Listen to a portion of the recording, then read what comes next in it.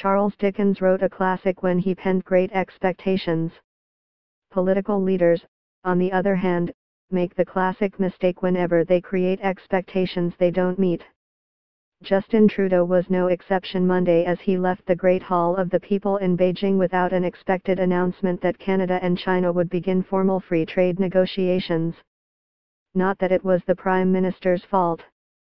His Trade Minister, Franny Philippe Champagne, insisted during an interview Sunday with CBC Radio's The House that issues remain to be worked out. And Canadian officials made the point to reporters in an off-the-record briefing before the trip. It's just that few people were buying the line. Most business leaders, diplomats and political pundits thought this week's trip to China with its high-level meetings between Trudeau and the top two Chinese leaders, with its stated focus on trade, closer ties and shared prosperity would produce an announcement that after 4 rounds of exploratory talks and months of efforts, Canada and China would finally make a commitment.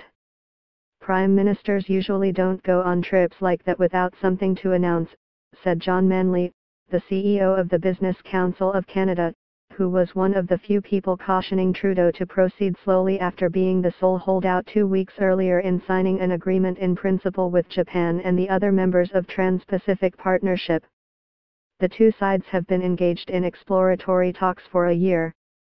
China made it clear it was ready to take the next step, to try and forge its first agreement in North America, and its first with a member of the G7 group of industrialized nations. So what happened? Early on in the day it appeared there were issues. Chinese and Canadian officials could be heard arguing about the Canadian media's access to the photo op of the two leaders. It continued, off and on, for more than an hour. Once inside, Lee and Trudeau made a few perfunctory remarks about the importance of the relationship before signing agreements a few minutes later to boost Canadian agricultural exports, and 2 others on energy and education. Important things to be sure.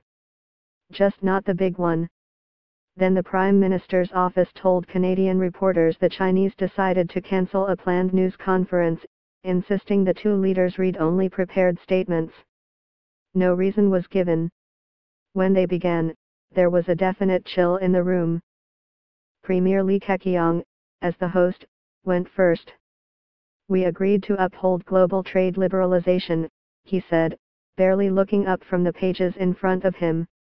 "On the bilateral free trade agreement we will continue exploratory talks. China is open to such talks, to the process and the content of such exploratory talks." When his turn came to speak, Trudeau went back to his standard refrain. "Canada is interested in signing only a good deal, and on its own timeline. A deal that is true to the progressive goals he's set out in all trade talks, protection of labor and gender rights, and a commitment to battle climate change." Lee made it clear China isn't keen on the first two.